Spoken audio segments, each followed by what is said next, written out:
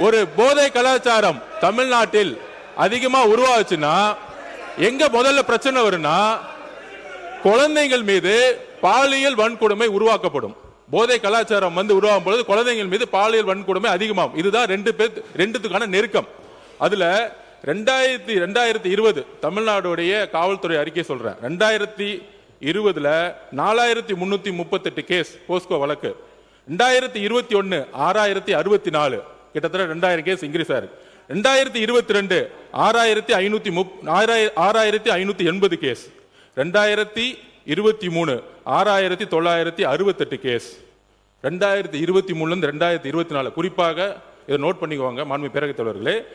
6968 இருந்து 10046 40% போக்சோ வழக்கு அதிகமா இருக்கு. அப்பொழுது இப்ப நாங்க ஆன்டி ட்ரக்ஸ் போர்ஸ் போட்டிருக்கோம். எங்களுடைய முதலமைச்சர் பிரச்சாரத்தை உருவாக்கி இருக்காங்க. முக்கியமான இன்னொரு ப்ரூஃப் சொல்றோம். மாண்புமிகு எதிர்க்கட்சி தலைவர் இதை பத்தி சொல்லணும். முக்கியமான ஒரு ப்ரூஃப், பாலியல் தொந்தரவில் 2.5 வயது பெண் குழந்தை பலி. கற்பழிச்சது திமுக உறுப்பினர். 2.5 வயது குழந்தையை கற்பழிச்சது 2.5 வயது குழந்தையை கற்பழித்த திமுக உறுப்பினர்.